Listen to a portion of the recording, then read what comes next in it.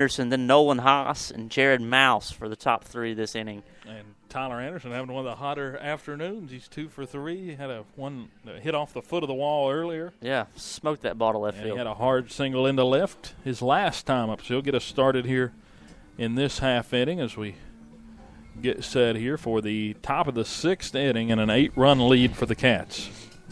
A game that started at 11 is bleeding over into 2 o'clock thanks to that rain delay. We're glad you're able to check back in and get back on air with us here on the Bearcat Radio Network. If you're tuning in from over at the golf tournament or wherever you are, I'm glad you're able to listen in as Anderson will step in. We welcome all listeners. Or if you're from over in Bluefield, listening for the G-Man. This one flew out towards left center. Spencer coming over. Actually, Justice calls him off and makes the grab. A deep fly ball out there, but hauled in by Justice and along out number 1. So Anderson smashes another one, but hangs up long enough. Zach Griffith's getting loose in the bullpen for the Bearcats, so you got to wonder if he's just doing this to get his throwing in this week, or are we going to see Griffith on the mound? We haven't seen him since Tuesday. I mean, I think. But we're to the point now where the postseason's coming. We get a bye. We don't have to play till Thursday at least. Yeah, but do you really want to push the issue with it? I mean, yeah, you got Haas and all these other guys who don't get a lot of work in usually as that one misses low. Speaking of Haas, who's at the plate, has a sac fly RBI to his credit, strikeout, and a fly out to center on the afternoon. And it's turned out to be a good little time period here between the rains as this one misses low and goes to the backstop. 2-0 to Haas. 9-1 Cats lead it. Again, if they win it, clinch the Southwest District regular season championship. Thanks to Tazewell knocking off Lebanon earlier this week on Thursday, 5-0. Teams were deadlocked before Tazewell unlocked it for us. I wouldn't be surprised if we meet Tazewell again, though, coming next week. It's very possible. Very possible. We almost had a P.H. Chohawi situation where we could have played them 4 times in a little less than 2 weeks. It would have been wild. This one missed inside, ball 4 to Haas. And the Cats get a man on with 1 out here in the 6th inning, leading 9-1.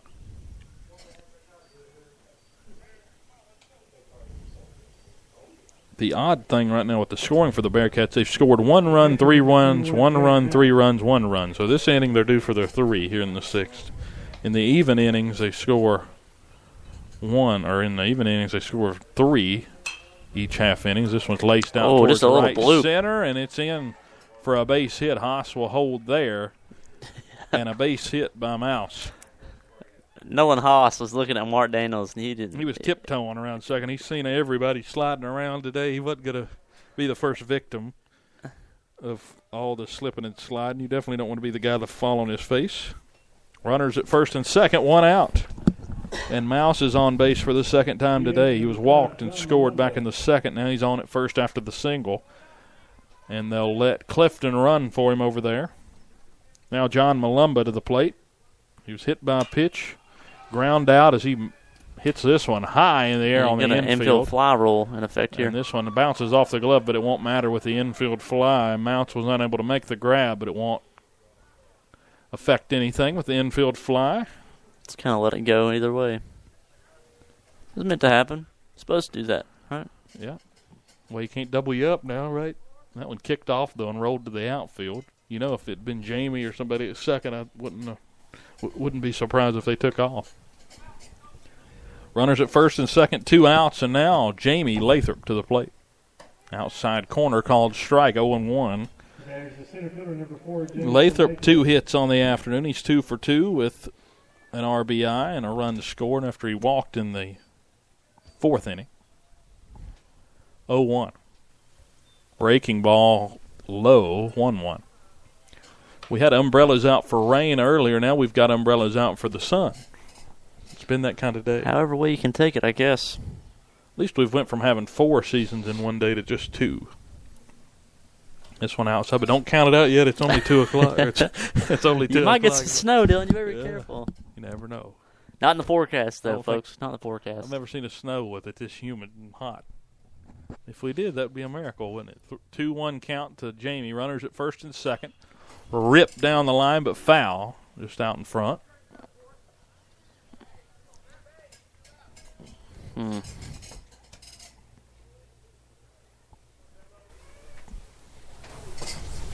Griffith's still down there throwing in the pen.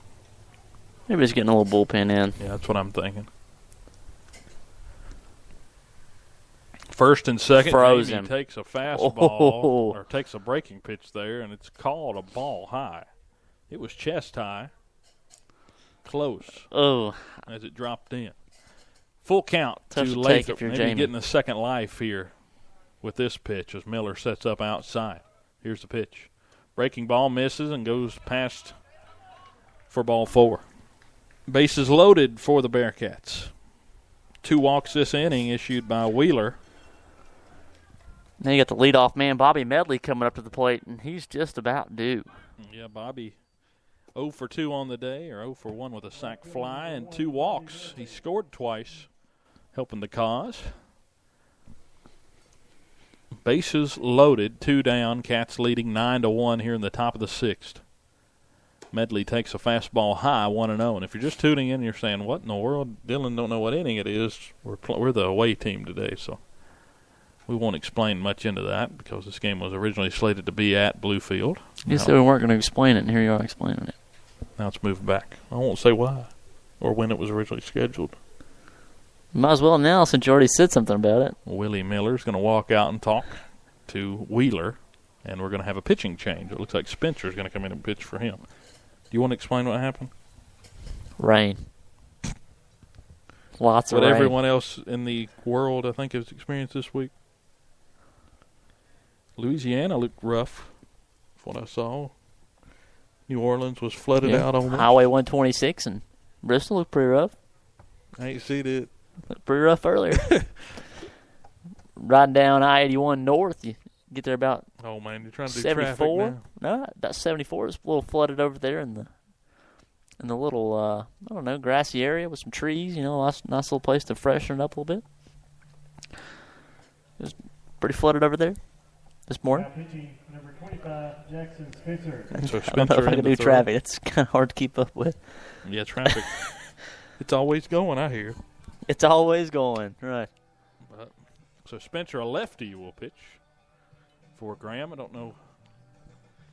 I would imagine that we're going to see Wheeler go out to left. You know, I saw something the other day, and it's like in Europe, whenever a car accident happens, like a big, like, I guess you could say like blind-looking thing that really covers up the wreck to kind of prevent rubbernecking.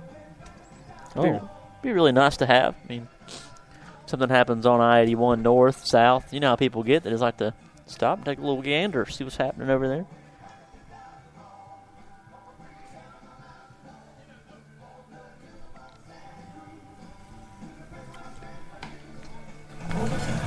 I sometimes feel like we need blinders for our broadcast. Yeah, I feel like we rubberneck on some other things, but that's okay. That's what we're here for.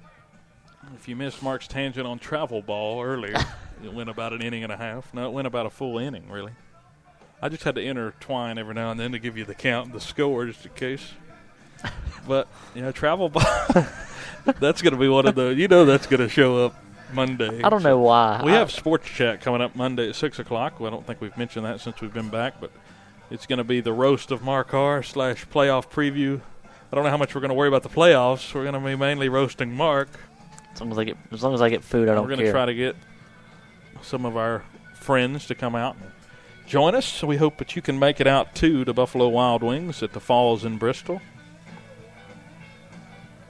There at the B-Dubs. Mark's final show.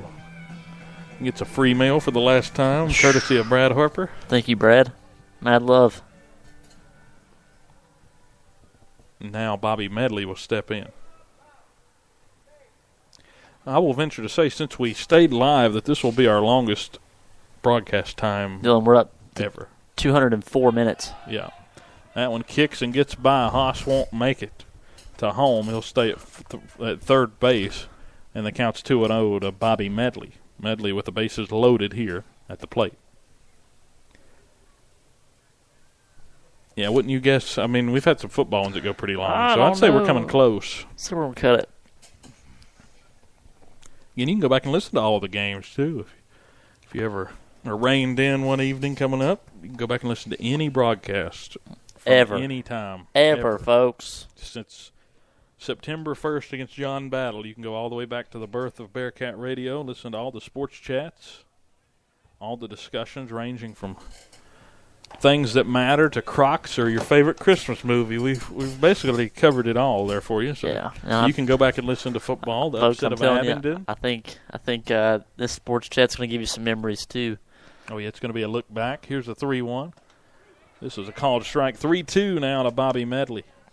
Yeah, it's all about reminiscing over after 8 months. We've done a lot in 8 months, really, considering it's not really that long of a time span when you put it into the perspective. But considering where we started from, I wouldn't have thought we'd be here doing baseball. I thought we were just going to do football, and it kind of bled over. 3-2, the runners go. Medley reaches and fouls it back, and we'll do it again. Score is 9-1 Cats, and the bases are loaded here with 2 down. Yeah, we went to Chatham. Or not to Chatham, but to Danville to play Chatham. That was a fun one. What was your favorite broadcast with us, with Bearcat Radio? Here's the pitch, 3-2, missed low, ball 4, and the Cats take a 10-1 lead as a bases-loaded walk.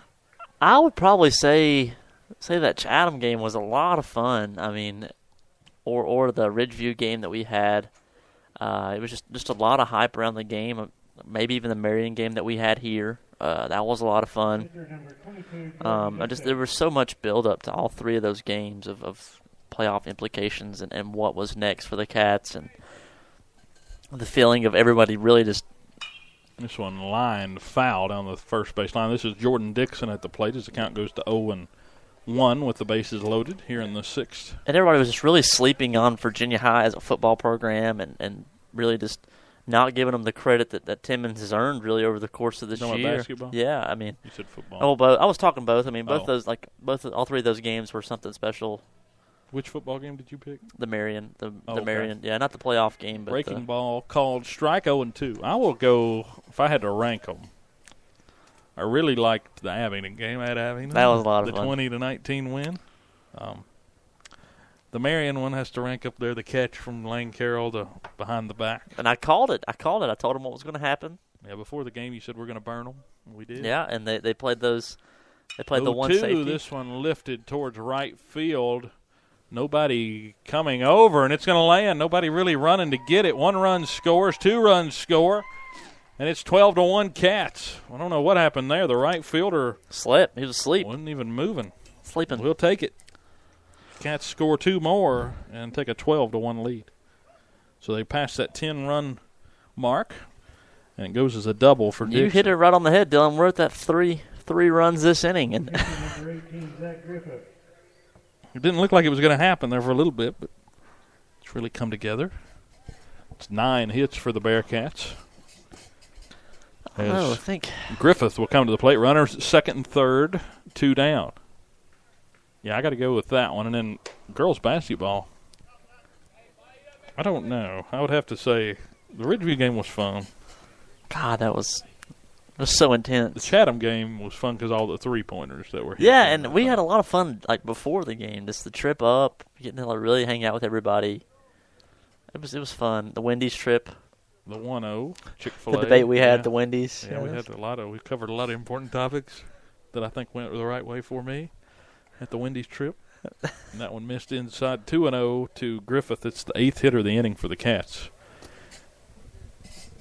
Those sports chats, though, were something special. We had about 70 over. Sometimes we'd have 80 or 90 people there during football season. That was a lot of fun, too. Man, we've had so much fun this year. We really have. Coach Sidnor helping out some. We had a lot Got to of call fun my first ever game, being the play-by-play guy. Who would have thought that, So who would have thunk it? Covered everything in an 8-month period that we didn't think we'd be doing otherwise. Here's the 3-0. Fouled straight back. And you really get to see from a first-hand view of, of everything Mr. Harper has to do from his point of view. He's got a tough job. We thank him for makes time out to talk to us too. Oh yeah, takes good care of us too. He was awesome.